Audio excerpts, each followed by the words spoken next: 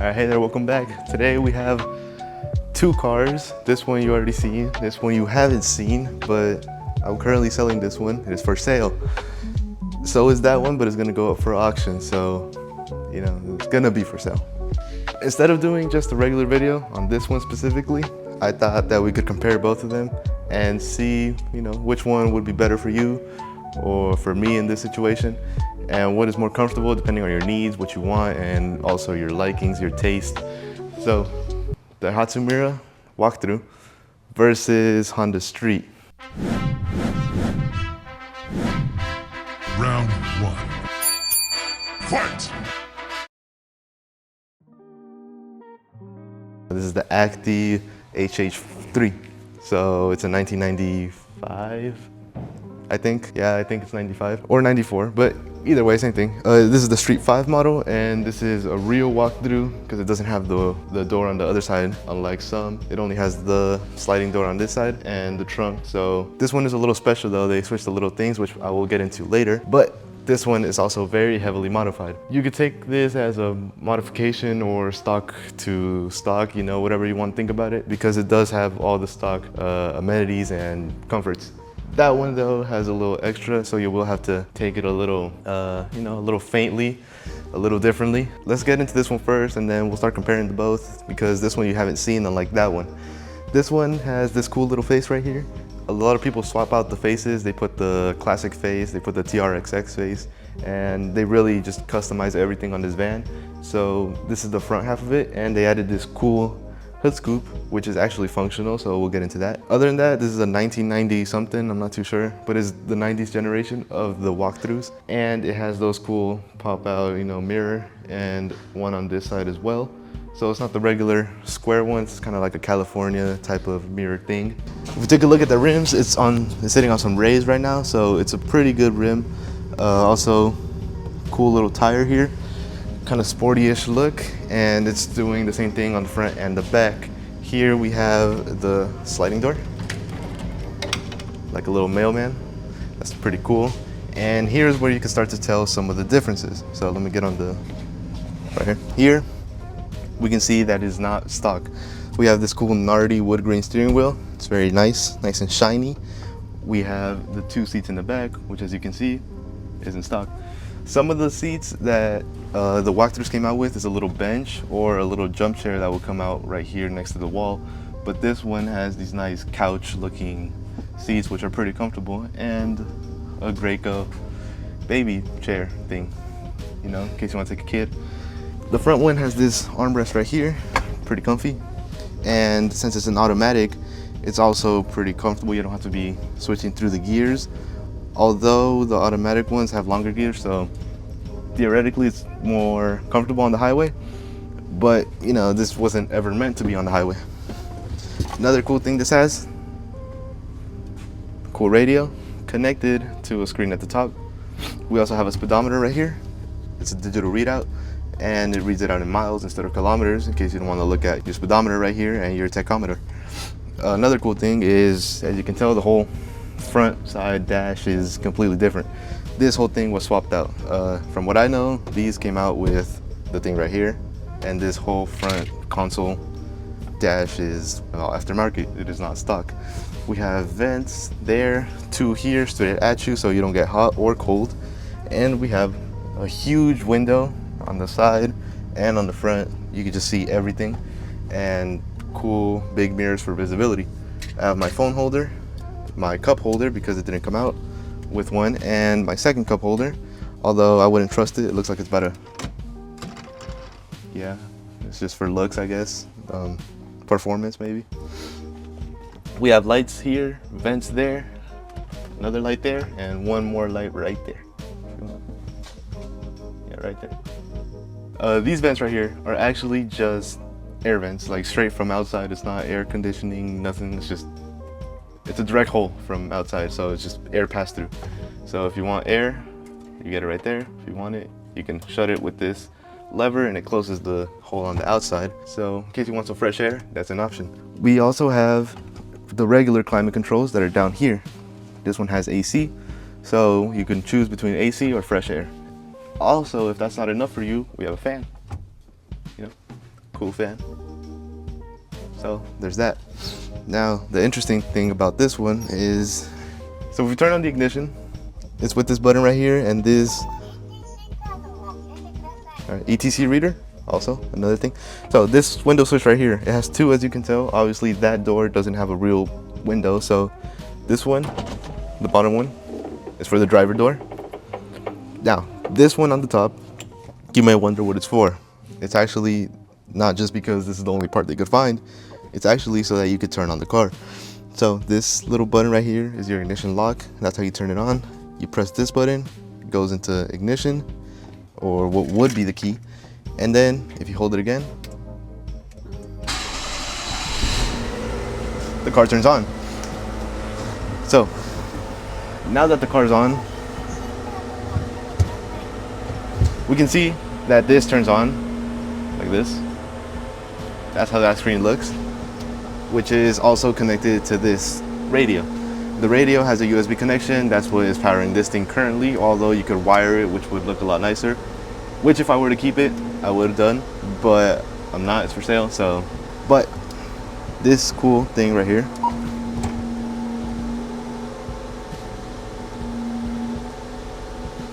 wow, very 90s, 2000s, you know, cool little screen pop out on the radio. So now you have dual screens. Because why not, I guess, I don't know. This one could have a DVD video, so I'm guessing you could project the video on here if you want to watch a movie in your Mira walkthrough. Now, another thing it has is power steering, which is pretty cool. It makes it a lot more comfortable. It doesn't really need it, but it's comfortable now that it has it. Yeah, it's very easy to move around. You can move it around with one finger. So when you're cruising around and you're automatic, you know, it's really easy to just sit here and cruise for long periods of time, which is kind of what it was meant for, a delivery haul vehicle. With this is what you use to turn on the fan, although it is not connected right now. It uses the 12-volt adapter from the cigarette lighter. We put that there. Now the next thing I want to show is the engine, because the engine bay holds another secret, which if I knew how to open it, I'd show you. But so out here on the engine bay, if we open this up, we can see that the hood scoop that it had is actually functional. It goes into this intercooler right here. Now you may be wondering, no, this is not the original motor. This is not the stock engine. This actually had a full engine swap done. So it has this intercooler. It's a twin cam 16 valve Daihatsu engine, but it is now a 4-cylinder. This basically fixes the whole car. K cars in general, if you use them here on the streets, you always like the car. It's a nice car. The look of it is really cool. And the fact that they look so different, obviously. But the one thing that I'd say a lot of K owners hope for is that it had more engine or more power, really, but keeping the same everything. Now this kind of solves that issue. You could really cruise around and be comfortable with this engine, and it doesn't give you any problems. Also, the bigger engine is just really, it's more helpful. It doesn't stress it out as much. The RPMs aren't as high, especially with the automatic transmission. It really doesn't scream at 5,000-6,000 when you're rolling regularly at 60 miles per hour.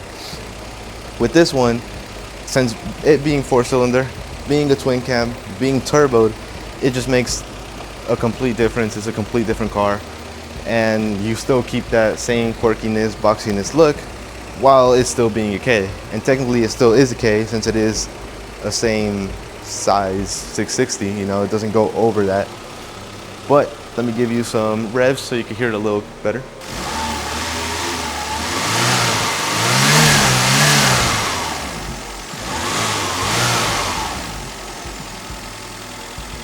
All right, now that we've seen this one and you've seen the updates it has and all the modifications that it is completely not near stock at all, we can now compare this to that.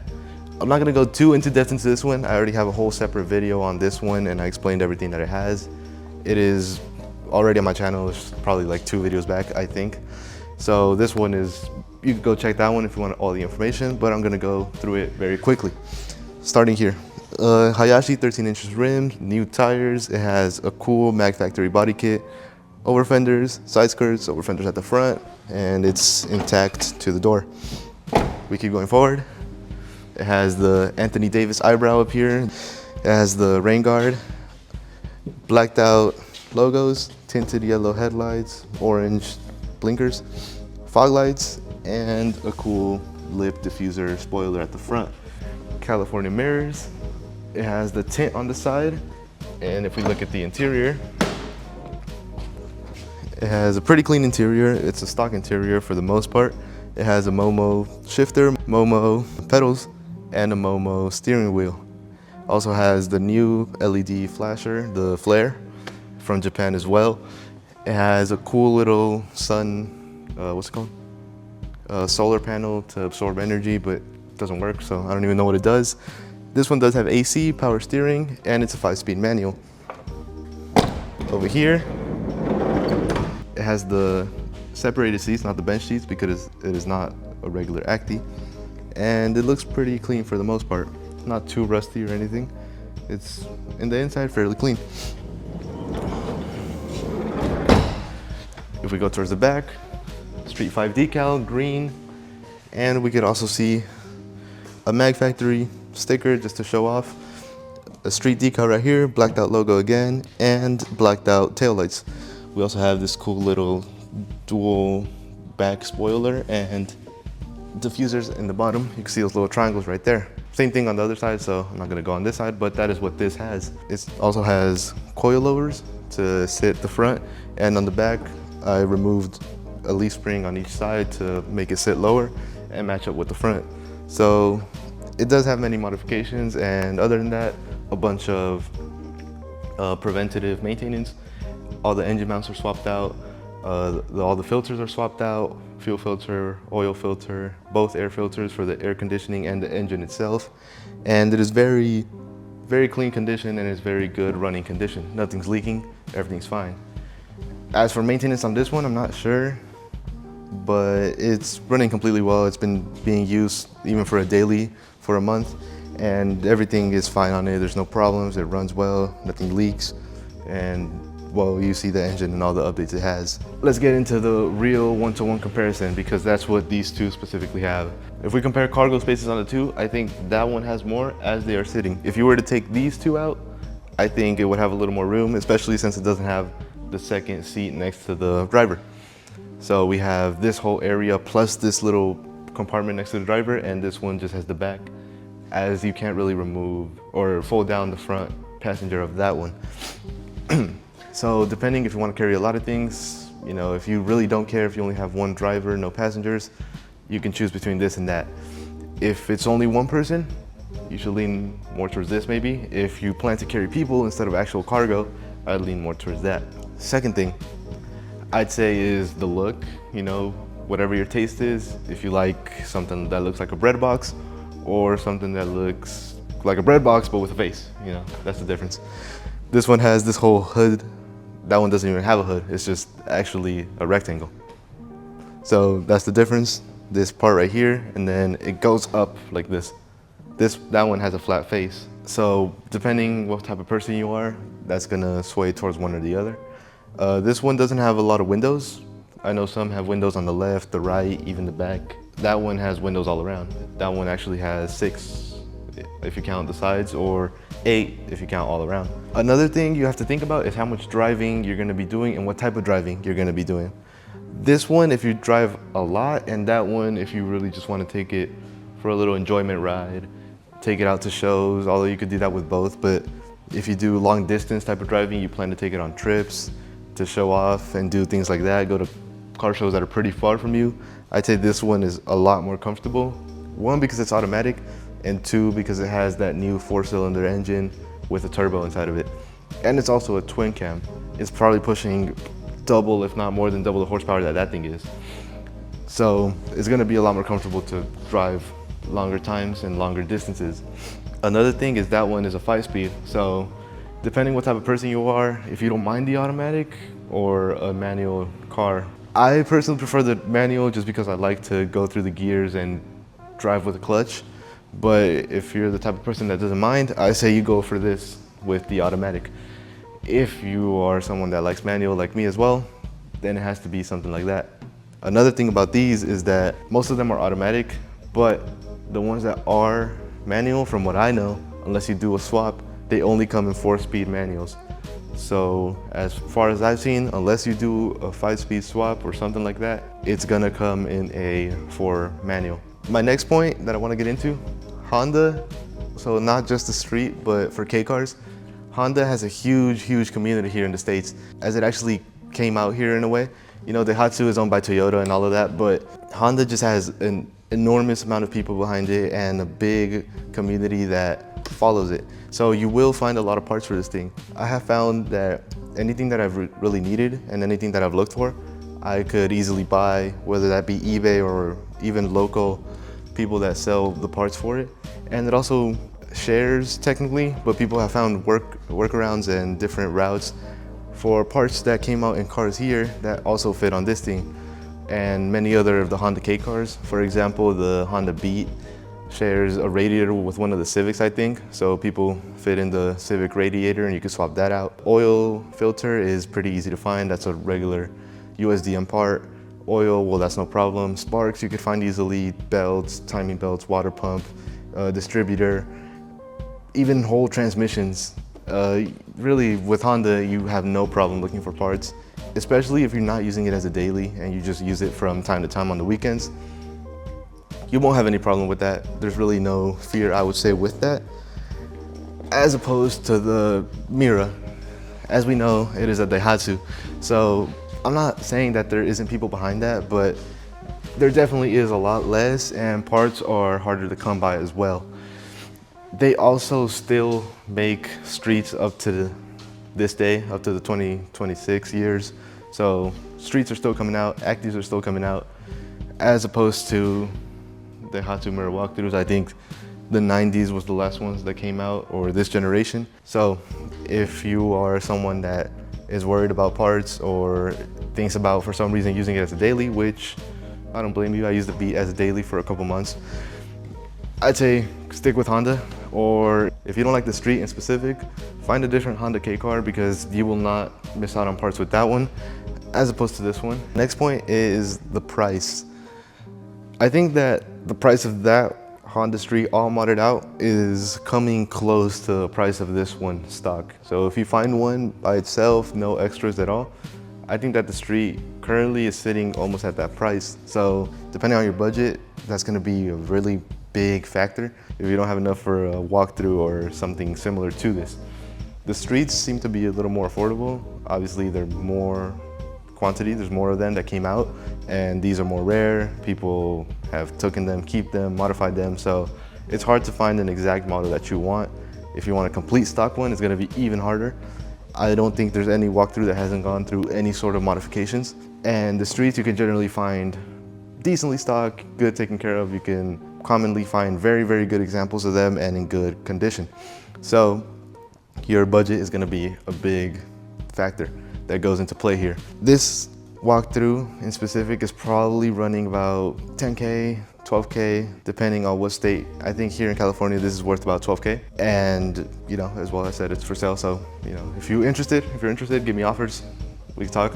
But if you find one in Japan, you try to import it yourself, you're probably gonna run yourself about 10K still, somewhat, with something like this. If you find a walkthrough in your state that's around 9K, 8K, you know, that's probably a pretty decent deal, as some streets sell for 7K themselves. So this in general is gonna be about 4K more than a street. A street you can find for 7K, 6K, maybe even 5K if you go for like a more stock base model, like the regular acty boat just with a van configuration. So are you looking to spend somewhere around 7K, or are you looking to spend somewhere upwards of 10K, more into the 13s, around there?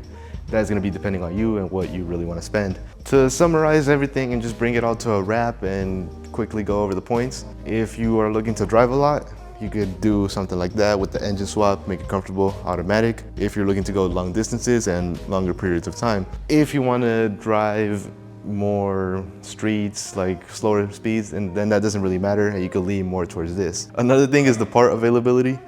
You're gonna be able to find a lot more parts for this one and Hondas in general. That one, being Daihatsu, is gonna be a little tougher to find. There's less, it's more rare. Especially with the swapped out engine, you're gonna have to look up parts for that engine. The look, you like this look, you like that one, it's up to you, that's another thing. And the last thing is your budget. So that's gonna probably be the biggest factor, if you have enough for this or that. This one is, as they are both sitting, they're probably around the same price, but a stock Street is gonna be a lot cheaper than a stock Mira. The Mira walkthrough is probably gonna run you upwards of 10K, maybe into the 13s, while the Honda Acty Street is gonna run you around 8, 7, somewhere around there. So that is gonna be up to you. If you want to haul a lot of things, I say something like that, and you're only looking to carry one passenger, something like that. If you're looking to carry passengers at any quantity, I'd say go with this because it could carry up to 4. And if you also want the storage space, you can fold down the seats as it is right now. That one, if you have the bench, you have to take out the whole bench if you want to carry somebody or put it back in, depending on what you want to do. But it also is taller on the inside. You could pretty much kneel, like be on your knees and be comfortable in there on the back, while this one is kind of harder, although it is very spacious if you're sitting down. So that just goes for you. If you also want to look into something like a business, I think that's probably a little better. You could put a pop-out window on the side. You can have the back one open, you have the sliding door open as well. And if it's only one passenger, you could carry a lot more equipment, a lot more things. I think that between these two, how they're sitting here, I'm a little biased towards this one because I did a lot of the work on it. I helped to build it and it was really all, you know, us over here and me. This one already was all like this. So I'm a little leaning towards this one. I think I'd go with this. Although, if that one were a 5-speed manual, I think I'd choose that. For it being automatic, that's just how I am. I'd choose that one. So, you know, let me know what you would pick. And also let me know if you enjoyed, how'd you like the video, and tell me about your K car if you have one, and your K van, your Daihatsu Mira, your Beat, Cappuccino, whatever you have. So I hope you enjoyed and have a great rest of your day.